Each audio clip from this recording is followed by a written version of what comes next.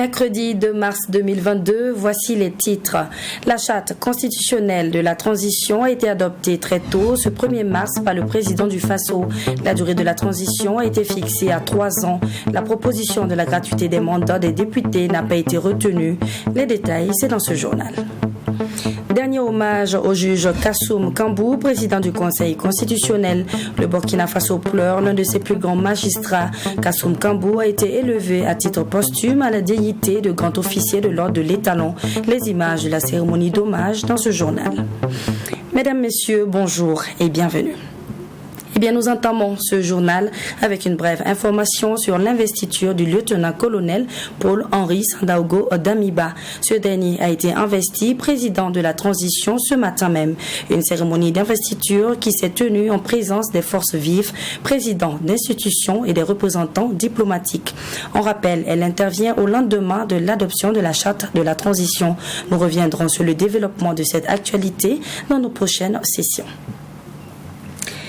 À ce propos, dans la nuit du lundi 28 février au 1er mars 2022, le président du Faso a également procédé à la signature de la charte de la transition, un acte survenu lors de la cérémonie de clôture des assises nationales sur la refondation.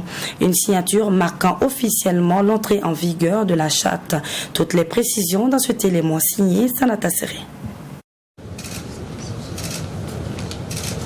C'est officiel, la charte de la transition est adoptée. Après plusieurs heures d'intenses délibérations, c'est finalement à 2h50 du matin que le président Damiba a apposé sa signature sur les documents soumis aux forces vives de la nation pour approbation. Selon le président des Assises nationales, plusieurs points du document soumis à l'appréciation de l'ensemble des participants ont fait l'objet de vives discussions lors de ces assises. Il s'agit notamment de l'inéligibilité des membres des différents organes de la transition et de la gratuité des mandats. Alors, la Commission a fait un très bon travail sur ces questions de gratuité de mandat. Mais je pense que dans la discussion, on s'est dit oui, gratuité, oui. Mais ce n'est pas aussi évident que ça, parce que ça peut ouvrir la porte à beaucoup de choses. Donc, il a été convenu que les mandats ne sont pas gratuits, comme on le dit, mais les aspects économiques, les aspects de sobriété, tout ce que vous avez vous-même prôné dans vos discours, devrait être respecté et encadré ces différents éléments.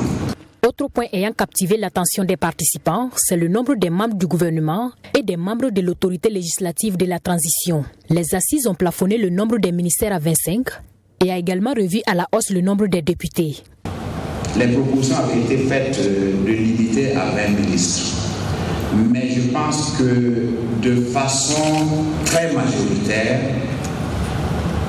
les assises ont plafonné le nombre de ministères à 25 au maximum au lieu de 20. Nous avons beaucoup discuté sur l'autorité législative de la transition, le nombre de membres. La proposition de la Commission était à 51 membres. Dans les discussions, nous sommes arrivés à relever ce nombre à 71, mais nous avons maintenu les 45 jours pour les différentes sessions. Quant à la durée de la transition, la majorité des forces vives présentes à ces assises ont opté pour 36 mois comme durée de la transition. En plus de la charte et l'agenda de la transition, les participants ont également adopté la charte des valeurs soumises à leur appréciation. Une charte qui fait notamment du patriotisme, l'intégrité, la solidarité et la justice, les fondements du vivre ensemble au Burkina Faso. Il était reçu ce 1er mars à l'émission Le Tribunal de l'actualité. Abdoulaye Bari, désigné comme membre de la commission de rédaction de la charte de transition, est revenu sur les propositions de la commission. En termes de durée de la transition, le nombre de ministres et également celui du Parlement. En effet, ce document adopté tôt ce 1er mars a fait l'objet d'amendements. La durée de la transition a été révisée, tout comme le nombre de ministres et les membres de l'Assemblée législative de transition. Il n'est plus question de mandat gratuit pour les membres du Parlement comme voulu par la Commission. Une désillusion pour Abdoulaye Bari qui néanmoins comprend la position des forces vives. Michael Tougri pour le compte-rendu. Sur les propositions de la commission technique d'élaboration de la charte de transition, plusieurs points ont été remis en cause aux assises nationales de validation du document. La commission proposait 51 membres pour le Parlement. Les participants vont réviser cette proposition et adopter 71 membres et les 45 jours de session seront maintenus. Les membres du gouvernement passent de 20 à 25 ministres au maximum. La question de la gratuité du mandat pour le Parlement est réexaminée et la durée de transition est portée à 36 mois, contrairement à la proposition de la commission technique qui proposait une durée de 30 mois. Dans ce contexte de crise grave, réduire le nombre de ministres pouvait permettre de faire des économies quelque part pour les concentrer dans la lutte contre le terrorisme où l'existence de l'État est lui-même menacée, parce qu'il s'agit d'une parenthèse. Si les forces vives de la nation ont estimé qu'il faut 3 ans pour ce travail, je pense que certainement les forces vives de la nation ont plus de ressources intellectuelles que nous. Des débats parfois très houleux et des points d'achoppement aux assises nationales que comprend Abdoulaye Bari. Mais il explique que les 15 membres de la commission technique ont travaillé pendant 2 semaines avec à l'esprit de traduire un document qui prenne en compte les aspirations des Burkinabés. Et les différents amendements soutenus par les forces vives à certains points, selon Abdoulaye Bari, sonnent comme une désillusion. Ça me fait mal que ceux qui prétendent défendre le peuple demandent à ce qu'on augmente le nombre de portefeuilles ministériels. Ça me pose un problème, voire même un problème d'éthique. Ça veut dire que dans la lutte, beaucoup sont peut-être pour leurs propres intérêts, pas pour le peuple. On nous a accusés d'avoir donc proposé 61 membres de l'Assemblée législative de transition, que ce n'est pas réaliste. Ce n'est pas normal qu'on dise que ceux qui prétendent représenter le peuple souverain travaillent gratuitement. En tant que journaliste, en tant que citoyen, je suis, on va dire, c'est la désillusion pour moi qui pensais que lorsque nous défendons un certain nombre de convictions, nous devons donner l'exemple nous-mêmes. Au tribunal de l'actualité ce 1er mars, Abdoulaye Bari, ancien membre de la commission de rédaction de la charte de la transition, s'interroge sur les raisons de la remise en cause de plusieurs propositions de la commission technique par les forces vives. Selon lui, seul l'intérêt partisan a guidé les prises de position des uns et des autres au détriment de celui de la nation. Et il ajoute que sous la Deuxième République au Burkina Faso, le mandat était gratuit avec 57 députés. Entre le 19 juin 1970 et le 8 février 1974, la Deuxième République du Burkina a fait cette expérience. 57 députés, mandat gratuit. Je ne pense pas que la démocratie burkinabé se porte mieux aujourd'hui qu'à l'époque, où l'on veut prétendre défendre les aspirations du peuple burkinabé en tant qu'homme politique, en tant qu'acteur de la société civile, et on se dit qu'on ne peut pas consentir les sacrifices nécessaires. En vérité, la conclusion qu'on peut en tirer, les gens veulent le changement, enfin certains veulent le changement, mais ils ne sont pas prêts à consentir les sacrifices nécessaires pour le changement.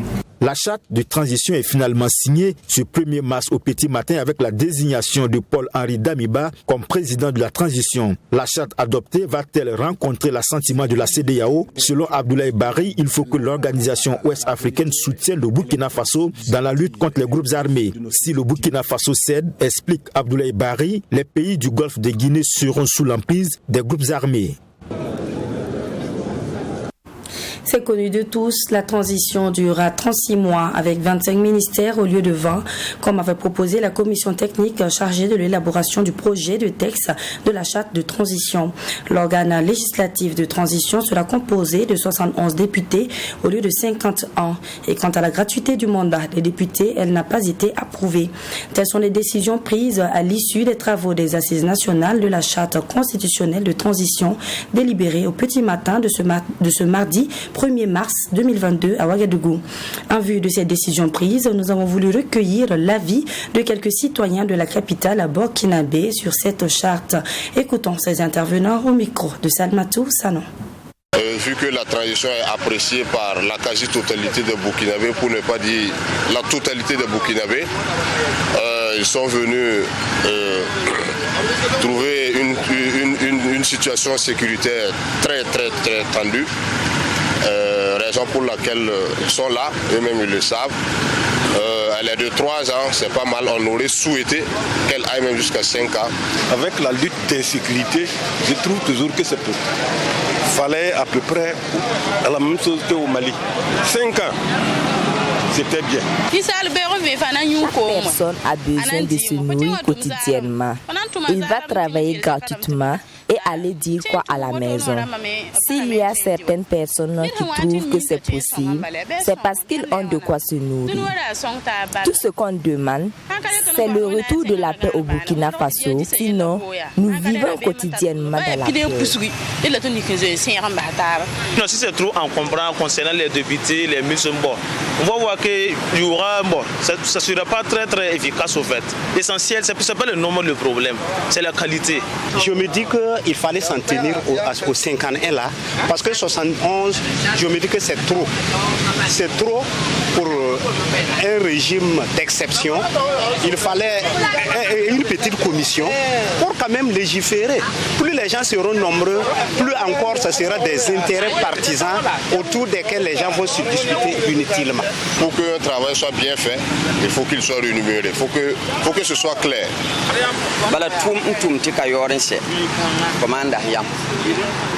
Un travail non rémunéré est mal fait. Vous-même, vous savez que si tu es un député et que tu dois parcourir au moins 5 km pour résoudre un problème, arrivé, tu dois trouver un endroit où loger. Et c'est pas facile. Également, si jamais tu manques à l'appel d'une session à l'Assemblée, cela ne peut pas se justifier par le manque de moyens de transport. Direction Bobo Dioulasso. Maintenant, nous avons également recueilli quelques avis des populations au vu des nouvelles décisions prises, notamment sur la durée de la transition, le nombre de ministres et celui des députés. Ils sont au micro de Joseph Koudougou, notre reporter sur place. Les militaires, les forces de défense et de sécurité, ils ont participé aux assises. Donc, étant partie prenante, ils ont estimé que les 36 mois peuvent quand même les suffit pour ramener la sécurité. Le problème principal de Burkina qui a mené le président Damiba au pouvoir, c'est l'insécurité. Si les gens pensent que, et les forces de l'ordre pensent que 36 mois, ils pourront quand même lutter contre ce fléau, je pense que c'est très bien, c'est raisonnable. En tout cas, les choses sont donc rentrées dans l'ordre.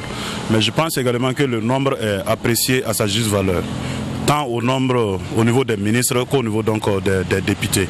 Parce que quand on regarde aussi la composition du Burkina Faso, à savoir les 45 provinces, les 13 régions, y compris aussi le nombre aussi des départements ministériels, je crois que 20 ministres, ça allait être un peu compliqué. Également de 51 députés à 71, je pense également que c'est bon. Maintenant, mon souci est que cette représentation nationale ou encore ce gouvernement qui va être mis en place dans les jours à venir soit un gouvernement de combat, un gouvernement de travail, un gouvernement qui à majorité doit être composé, je dirais donc à 90% jeunes. J'espère que après ces 36 mois, ils ne vont pas demander un lenga. Moi, je pense que 25 ministres, c'est un peu trop. Il fallait aller à 20 parce que c'est un gouvernement de combat qu'on met en place. Parce que le pays est dans une situation sécuritaire très complexe qui s'exacerbe de jour en jour. On n'a pas besoin de 25 minutes pour aller où? Pour faire quoi avec ça? On veut un gouvernement de combat. 20 minutes, c'est largement suffisant pour aller à l'essentiel. Concernant l'effectif des députés, pour moi, 50 là, c'était largement suffisant. Pendant qu'on a des millions de déplacés dans le pays, pendant qu'on a des millions de personnes qui sont arrachées à leur terre d'origine, qui ne peuvent plus mener leur activité principale afin de générer des revenus pour assurer leur survie, on n'a pas besoin d'un nombre pléthorique dans une assemblée. Voilà donc, le MPSR, Mouvement patriotique pour la sauvegarde et la restauration, est officiellement dissous avec l'adoption de l'agenda de la transition. Le MPSR est certes dissous, mais le lieutenant-colonel Paul-Henri Sandaogo Damiba demeure le président de la transition. Quelles ont été les actions et décisions prises par le MPSR depuis le 24 janvier dernier, date de la prise du pouvoir, jusqu'à la dissolution de ce mouvement? Retour sur les actions du MPSR, et c'est avec Maxime Jean-Eudes Bambara. Avec la signature de la charte de la transition, le MPSR, Mouvement patriotique pour la sauvegarde et la restauration, est officiellement dissous pour laisser place aux organes de transition. Mais le lieutenant-colonel Paul-Henri Sandaogo Damiba demeure le président de la transition conformément à la charte adoptée par les forces vives de la nation. Après un peu plus d'un mois depuis la prise du pouvoir le 24 janvier dernier, le MPSR aura beaucoup plus pris de décrets et procédé à des changements au niveau de la hiérarchie militaire. Après l'annonce de la prise du pouvoir, les premières mesures ont été sans doute la fermeture des frontières terrestres et aériennes et l'interdiction des membres du gouvernement déchu de quitter le pays.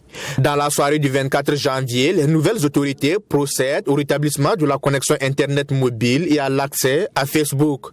Et comme l'on pouvait s'y attendre, un couvre-feu est décrété de 20h à 5h30 du matin, puis réajusté quelques jours après de 24h à 4h du matin avant d'être totalement levé le mercredi 2 février, tout comme la mesure de fermeture des frontières.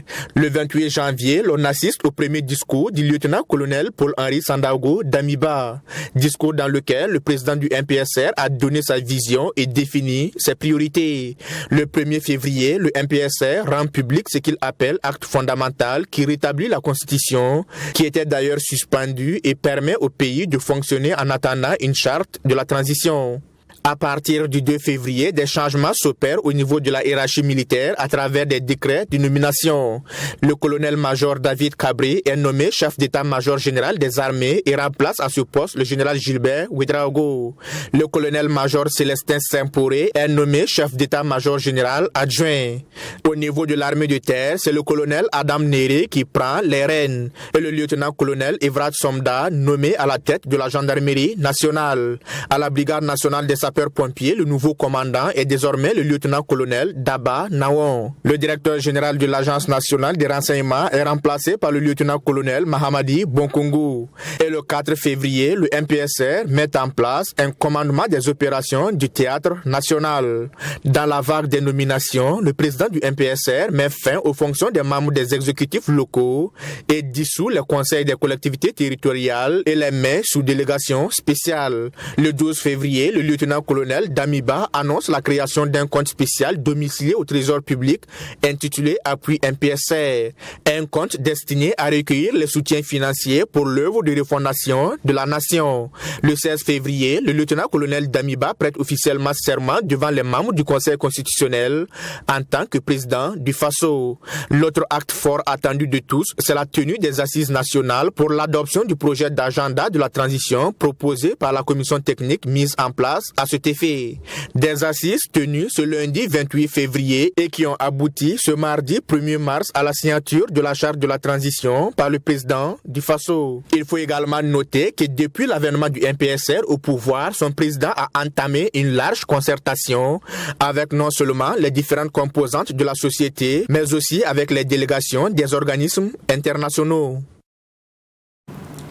Et puis, la nation burkinabé a rendu hommage ce mardi 1er mars 2022 au président du Conseil constitutionnel, Kassoum Kambou, décédé le 19 février dernier de suite de maladie.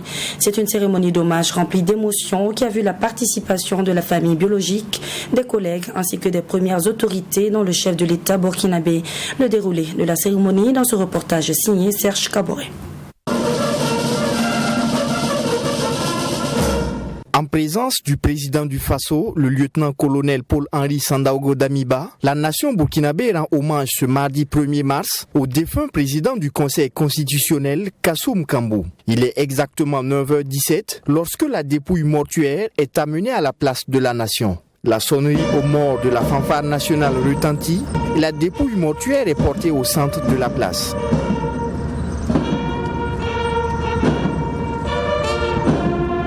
Un silence est observé, puis commence le cérémonial. Décédé le 19 février dernier à Paris, la cérémonie d'hommage dédiée à la 4e personnalité de l'État connaît la participation de sa famille biologique, ses collaborateurs de la magistrature, de la hiérarchie militaire ainsi que des présidents d'institutions. Kassoum Kambou est élevé au grade de grand officier de l'ordre de l'Étalon par le grand chancelier des ordres burkinabés.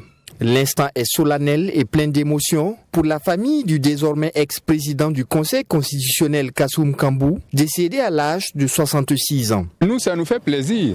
Je vous ai dit tout à l'heure que si moi-même je faisais ces éloges, je vais sembler suspect, puisque c'est mon parent direct. Et ils vont dire qu'il est en train de cacher des choses. Mais comme ce sont les autres qui l'ont dit, je crois qu'ils sont beaucoup plus crédibles. Et surtout ceux qui ont travaillé avec lui savent que c'est un homme à principe droit et juste. En tout cas, il essaye d'être juste et de ne pas du tout démentir sa profession. Voilà tout ce que je peux dire à ce sujet-là. Kambou, c'était tout pour nous. Un homme intègre, aimable, qui aimait beaucoup la vie. Tout ce que nous pouvons lui souhaiter, c'est qu'il repose en paix. Troisième président de l'institution pendant cette année, Kassoum Kambou aura marqué la plus haute juridiction constitutionnelle du pays des hommes intègres par son dévouement et son professionnalisme. Il nous quitte au moment où nous en avons toujours besoin de ses conseils et de ses idées lumineuses pour nous éclairer et pour nous éviter de tomber dans des travers. Le sort a voulu ainsi. Nous ne pouvons que nous résigner et garder son souvenir dans nos cœurs. En tout cas, comme je l'ai dit, sa vie est une véritable leçon de déontologie post-mortem. Et nous allons tout faire pour que les générations montantes de magistrats aient l'exemple de Kassoum Kambou comme vraiment guide. Natif de Kamti, dans la région du sud-ouest du Burkina Faso, Kassoum Kambou était riche d'une expérience professionnelle d'une 40aine d'années. Cette cérémonie a été suivie d'un office religieux à la mosquée et de l'inhumation au cimetière municipal de Goungé.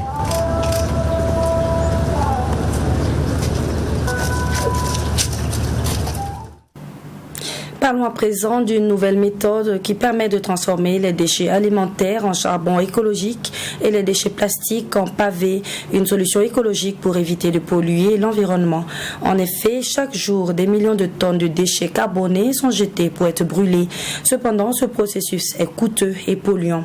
Face à cette pollution massive, l'association leader de collecte des déchets a axé leur effort dans le développement d'une solution à la fois écologique et économique.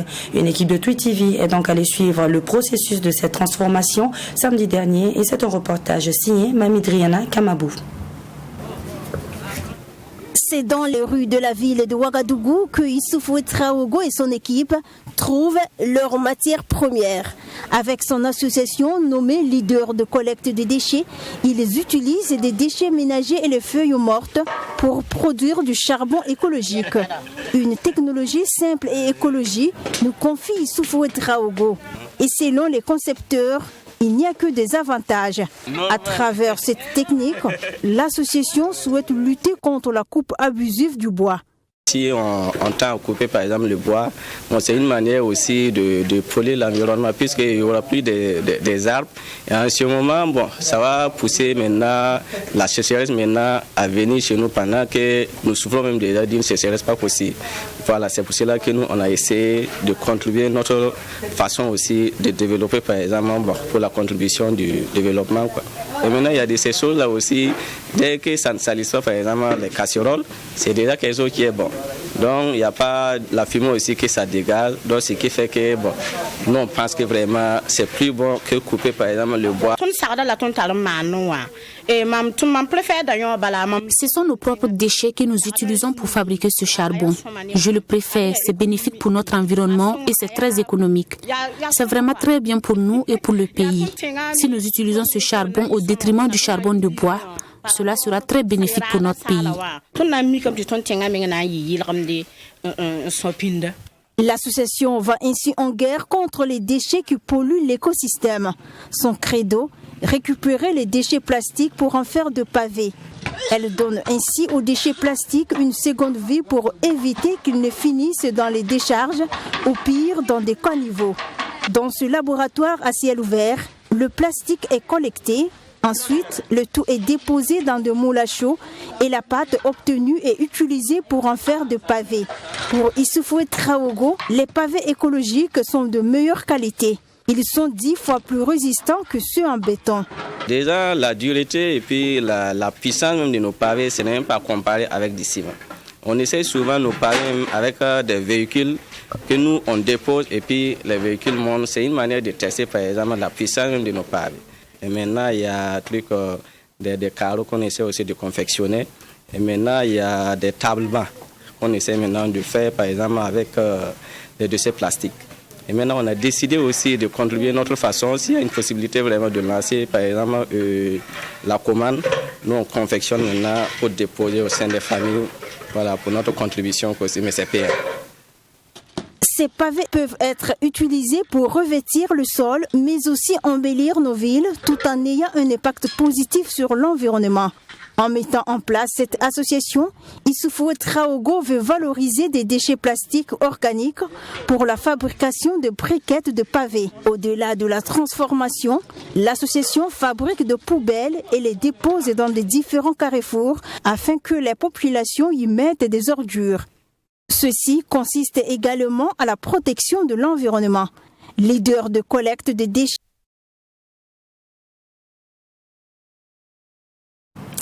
La rentrée sportive du club Dream Team a été effective ce dimanche 27 février 2022 à Ouagadougou. Un championnat entre clubs et des dons en nature aux enfants des personnes déplacées de l'école sans irisser. Voilà qui ont ponctué cette 12e édition. Une rentrée qui marque également le démarrage des activités de l'année 2022 de la Dream Team. Yassine Sawadgo nous en dit plus. Manifestons notre solidarité sportive à l'égard des déplacés internes et mouillons le maillot pour leur retour effectif dans leurs familles respectives. C'est sous ce thème que la Dream Team a effectué sa rentrée sportive.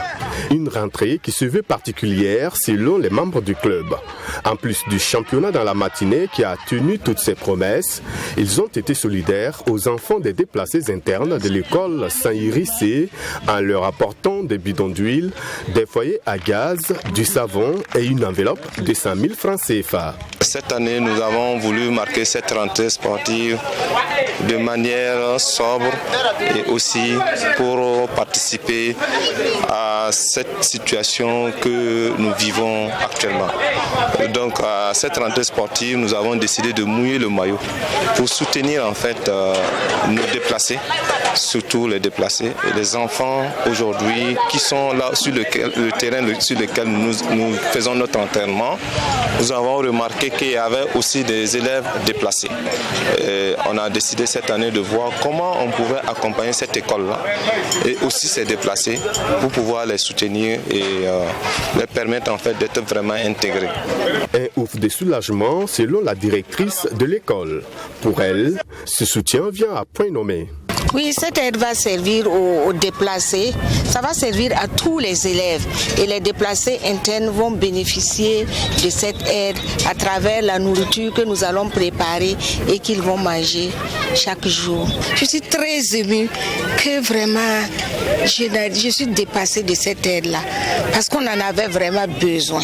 Comme les autres années, les clubs frères de Dream Team ont marqué leur présence à cette 12e édition qui a permis sa réussite. C'est une équipe sœur, c'est une équipe amie, c'est une équipe vraiment avec laquelle nous faisons pratiquement tout ensemble.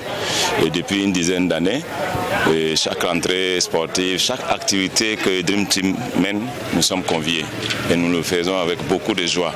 Régulièrement, Dream Team organise ces activités chaque année et nous sommes toujours présents et nous allons toujours continuer à être présents, voilà, si à la santé. Et comme le sport c'est un facteur de cohésion sociale, je peux dire que avec ce qui est fait, nous sommes devenus une même famille. Ainsi donc marque le top départ des activités de la Dream Team en cette année 2022. Entre autres, des camps vacances, des sorties sportives et des visites des clubs frères sont au rendez-vous. On dit souvent dans la vie que l'honnêteté est un cadeau très précieux. Alors ne l'attendez surtout pas de n'importe qui. Voilà qui met fin à cette édition. Merci de votre constante fidélité et à demain.